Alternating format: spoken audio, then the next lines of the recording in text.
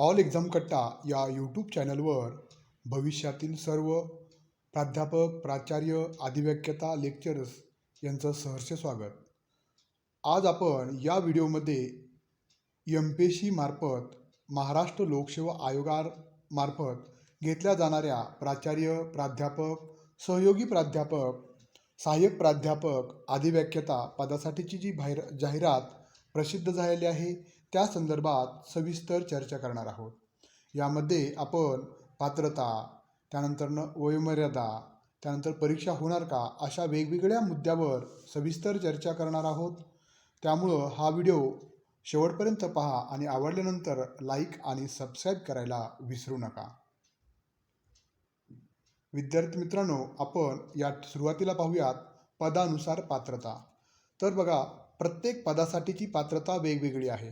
उदाहरणार्थ प्राचार्य पदासाठी जर आपण पहिलं उदाहरण घेतलं तर जी जाहिरात क्रमांक 17 आणि 16 यामध्ये सांगितलेलं आहे की प्राचार्य पदासाठी 15 वर्षाचा अनुभव, त्याबरोबरच डॉक्टरेट, त्यानंतरनं API स्कोअर 110च्या पुढे असावा, त्याबरोबरच त्यानंतरनं प्राध्यापक म्हणजे प्रोफेसर या पदासाठीची पात्रता आहे 10 वर्षाचा टीचिंगचा अनुभव, त्यानंतरनं PhD, त्याबरोबरच सहयोगी प्राध्यापकासाठी 8 वर्षाचा शैक्षणिक अध्यापनाचा अनुभव, PhD, आणि सहाय्यक प्राध्यापकासाठी आपण जर पाहिलं तर सेट आणि नेट यापैकी कोणतीही एक डिग्री, आणि जर तुम्ही PhD असाल तर 2009चा आधीचं रजिस्ट्रेशन असावं, हे सहाय्यक प्राध्यापकासाठी. आणि लेक्चरर म्हणजेच अधिव्याख्याता या पदासाठी फक्त तुम्हाला post graduation MA, MSc, PG आणि B.Ed त्यामध्ये देखील तुम्हाला B+ असणं, दोन्हीमध्ये पण B+ असणं गरजेचं आहे. ही पात्रता आहे या पदासाठीची. वयोमर्यादा, आता प्रत्येक पदासाठीची वयोमर्यादा वेगवेगळी आहे. प्राचार्य पदासाठी 54 आहे ओपनसाठी, त्यानंतर प्राध्यापकांसाठी देखील आपण पाहिलं तर 45 दिलेले आहे. सहयोगी प्राध्यापकासाठी वेगळे आहे. सहाय्यक प्राध्यापकासाठी, असिस्टंट प्रोफेसरसाठी आपण जर पाहिलं तर कॅटेगरीतल्या विद्यार्थ्यांसाठी 38, म्हणजे ओपनसाठी 38, कॅटेगरीतल्या विद्यार्थ्यांसाठी 45 सर्वसाधारण दिलेले आहे. आणि लेक्चरर म्हणजे अधिव्याख्यातासाठी 38 आणि 45 हाच फॉर्म्युला त्यांनी वापरलेला आहे. म्हणजे वेगवेगळ्या पदानुसार वेगवेगळी वयोमर्यादा आहे. आता परीक्षा होणार का, तर याचं उत्तर आहे हो, होणार. कारण की परीक्षा कधी नाही होणार नाही, ज्यावेळेस एका जागेसाठी 3 अर्ज किंवा 10 अर्ज आले तर परीक्षा होत नसते. मात्र आपण जर पाहिलं तर माझ्या मते एका जागेसाठी कमीत कमी 100 अर्ज 100% येणार, कारण तेवढं स्पर्धा आहे. त्यामुळे परीक्षा ही होणारच आहे.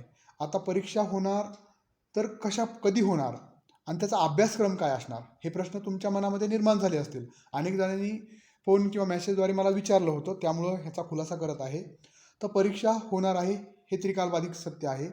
आता त्याचा अभ्यासक्रम, परीक्षा कधी होणार ते आपण पुढे बघूयात. त्याचा अभ्यासक्रम माझ्या मते नोव्हेंबरमध्ये जास्तीत जास्त जाहीर होईल परीक्षेचा अभ्यासक्रम. आणि अभ्यासक्रम जाहीर झाला 2 प्रकारे होऊ शकतो शक्यता. पहिली आहे ती सेट, जर तुम्ही सेट नेटला जो तुमचा विषय आहे त्या विषयाचा जो पेपर 2 असतो सेट नेटचा, त्यानुसार एक तर तुमच्या विषयाचाच अभ्यासक्रम असेल असिस्टंट प्रोफेसरसाठी, सहयोगी प्राध्यापकासाठी आणि प्राचार्य पदासाठी. फक्त लेक्चरर पदासाठी आणि सहाय्यक प्राध्यापक पदासाठी अभ्यासक्रम कॉमनही असू शकतो. म्हणजे 50% वेटेज हे जनरल नॉलेज सर्वच, बुद्धिमत्ता, अंकगणित सह, आणि 50% वेटेज हे तुमच्या विषयाचं, असाही अभ्यासक्रम असू शकतो मे बी. तर त्याची अभ्यास योजना जी आहे ती नोव्हेंबरपर्यंत जाहीर होईल. आणि ही परीक्षा बघा, परीक्षा किती गुणाची असेल, तर मी 100% सांगतो, परीक्षा ही 200 गुणांची, म्हणजेच मात्र हे 100 प्रश्न असणार आहे. 200 गुणांचे असून 100 प्रश्न असतील. तुम्हाला वेळ असणार आहे 1 तास.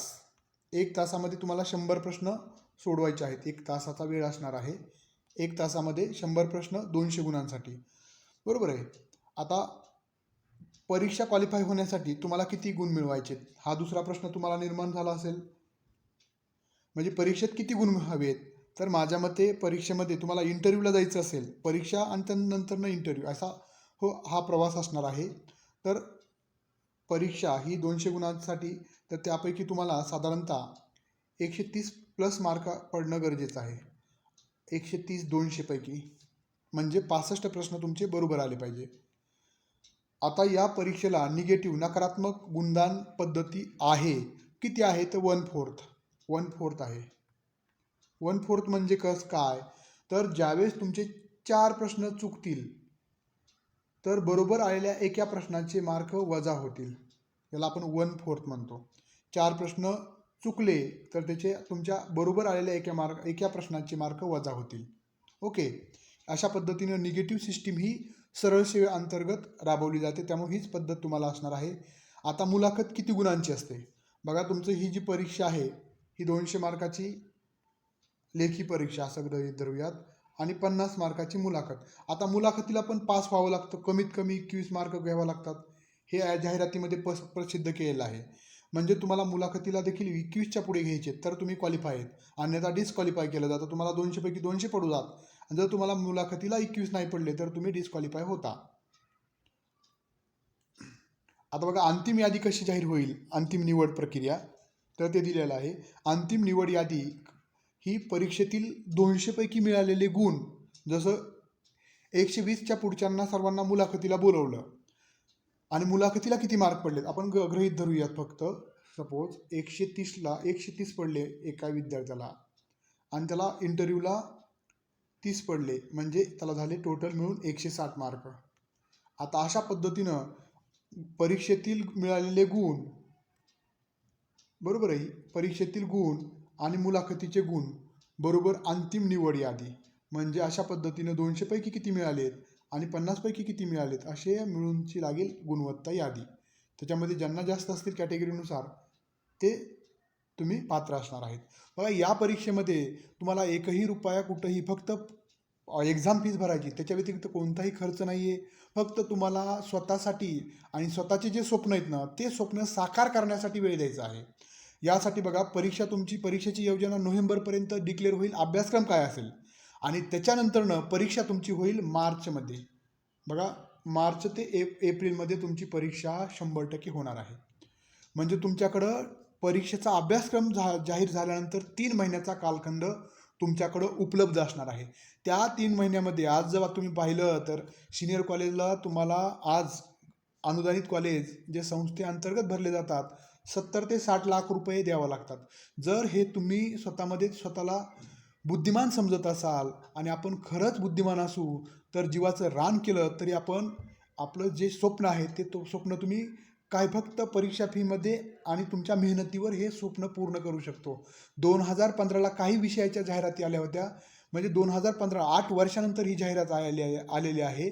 त्यामुळे या जाहिरातीतून तुम्ही तुमच्या विषयातून सहाय्यक प्राध्यापक, असोसिएट प्राध्यापक किंवा अधिव्याख्याता या पदासाठी जर तुम्ही निवड झालात तर तुमच्या एवढा नशीबवान तुम्हीच असणार आहात. आता त्याच्यासाठी तुम्हाला काय करायचं आहे, अचूक मार्गदर्शन पण घ्यायचं आहे, जे माझ्यामार्फत तर ऑल एक्झाम कट्टा या चॅनलच्या मार्फत मी पुरवण्याचं काम करतच असतो. त्यानंतर फॉर्म भरत असताना तुम्हाला काही समस्या येत असतील तरी देखील तुम्ही आज देखील भरपूर विद्यार्थ्यांना आपण सांगितलेलं आहे, फॉर्म भरत असताना 9 तारखेपर्यंत फॉर्म भरायला चान्स दिलेला आहे. 9 नोव्हेंबरपर्यंत तुम्ही लवकरात लवकर जितकं लवकर करता येईल तेवढे फॉर्म भरून घ्या आणि जीवाची पराकाष्ठा करा. अभी नाही तो कभी नाही. कारण की तुम्हाला 70-80 लाख रुपये आपण भरण्याची, आपण सर्वसामान्य घरातील कुटुंबातील फक्त आपण इच्छा आणि आपल्या स्वप्न जर साकार करायचे असले तर आपल्याला म्हणजे या भरतीमध्ये आपली निवड झाली पाहिजे. आणि आपल्याला किती जागा आहेत, मला भरपूर विद्यार्थ्याचे फोन आले, सर 2च जागा आहेत आमच्या विषयाला, 3च जागा आहे. अरे तुम्हाला किती, 1च जागा लागणार आहे, 3 जागा कशाला पाहिजेत, बरोबर आहे. कारण की त्या एका जागासाठी लढा आणि जिथं जागा कमी असतात तिथं ॲप्लिकेशन कमी येतात. आणि स्पर्धा नाही असं गृहीत धरू नका, स्पर्धा खूप असणार आहे. त्या स्पर्धेमध्ये टिकण्यासाठी तुम्ही वेगळं काय करता इतरांपेक्षा, यासाठीचं मार्गदर्शन घेणं आणि त्यानुसार मार्गक्रमण करणं आणि आपले जे फॉर्म भरताना जेवढी आपली इच्छाशक्ती आहे की मी ही परीक्षा सहज क्वालिफाय होऊ शकतो, आत्मविश्वासानं कष्टानं क्वालिफाय होऊ शकतो, त्या आत्मविश्वास जर तुम्ही परीक्षा हॉलपर्यंत घेऊन गेलात तर तुम्ही 100% यशस्वी झालात. त्याच्यामुळं आत्ता सध्याला म्हणजे आपण परीक्षा योजना, परीक्षेचा अभ्यासक्रम काय आहे त्यानुसार मार्गदर्शन कसं आपल्याला योग्य मार्गदर्शन मिळवणं गरजेचं असतं ते तुम्ही बघा आणि त्यानुसार तुम्ही मार्गक्रमण करा. तुमचं यश कधीही कुणीही रोखू शकत नाही. जर तुम्ही या परीक्षेत यशस्वी झालात तर तुम्ही 1,00,00,000 रुपये कमवले. कारण की आज बघितलं 70-80 आणि 7वा वेतन आयोगानुसार 1,00,00,000 रुपये प्राध्यापक भरती किंवा सहाय्यक प्राध्यापक, सहयोग प्राध्यापकांचं अनुदानित कॉलेजचा रेट असणार आहे. त्यामुळं आत्ताच ठरवा, वेळ गेलेला नाही. एवढी संधी परत परत आपल्या आयुष्यात येणार नाही. आपलं यशभार होऊ नंतरनं. त्यामुळं जेवढं प्रयत्नाची पराकाष्ठा करायची ती याच प्रयत्नामध्ये करा. आणि यासाठी तुम्हाला मार्गदर्शन हवं असेल तर ऑल एक्झाम कट्टा या चॅनलच्या माध्यमातून आपण कंटिन्यू म्हणजे नंतरनं क्लासेस पण आपण चालू करणार आहोत. अभ्यासक्रम जाहीर झाला की क्लासेसची योजना तुम्हाला जाहीर केली जाईल आणि आपण सेटनेटचे असतील किंवा शिक्षक भरतीचे असेल सर्व बाकीच्या तुलनेमध्ये खूप कमी दरामध्ये आपण चांगलं म्हणजे गुणवत्तायुक्त मटेरियल पुरवण्याचा आपण प्रयत्न करतो. बघा शिक्षक भरतीमध्ये पण आपले 150 विद्यार्थी क्वालिफाय झालेले आहेत जे 120च्या पुढे स्कोर असणार आहे. त्यानंतर सेटनेटच्या बॅचमध्ये मागे 29 विद्यार्थ्यापैकी आपले 9 विद्यार्थी सिलेक्ट झालेले आहेत. त्याचे व्हिडिओ देखील आपण प्रमाणपत्रात सगट या यूट्यूब चॅनलला आपण टाकलेले आहे. त्यानंतर आत्ता आपल्याकडे 40 विद्यार्थी सेटनेट परीक्षा संदर्भात वेगवेगळ्या विषयातून तयारी करत आहेत. आणि आता जे MPSC मार्फत जी आता पदभरती होणार आहे त्यात देखील आपण मार्गदर्शन करणार आहोत. आणि त्याचबरोबर आपले मार्केटमध्ये प्राध्यापक शिवदास मुंडे तुम्ही जे गुगलला जरी सर्च केलं तरी तुम्हाला सर्चमध्ये सेटनेट पेपर क्रमांक 1 700 पानाचं बुक आहे. त्यानंतर मागच्याच वर्षी आपण मागील 10 वर्षाच्या प्रश्नपत्रिकेचं विश्लेषणचं बुक दुसरं बुक आपण पब्लिश केलेलं आहे. MPSC मार्फत मुख्य सेवा, मुख्य परीक्षा, HRD, मानव संसाधन याचं पण आपलं बुक आहे. त्याबरोबरच 2015ला जी जिल्हा शिक्षण व प्रशिक्षण संस्था डायट याची जी अधिव्याख्यातीची जी जाहिरात आली होती त्याच्यानुसार जी पदभरती झाली होती त्यासाठी आपण प्रश्नसंच 10 प्रश्नसंच प्रकाशित केले होते. त्यापैकी जशाच तसे 17 प्रश्न त्यातले आले होते. अशा पद्धतीनं आपण जे मटेरियल प्रोव्हाइड करणार आहोत ते गुणवत्ता आणि दर्जायुक्त असणार आहे.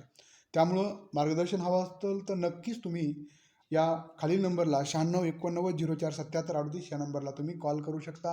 व्हॉट्सअपवर मेसेजद्वारे देखील तुम्हाला हवी असलेली माहिती किंवा फॉर्म भरत असताना किंवा दुसरी कोणतीही परीक्षा संदर्भातील माहिती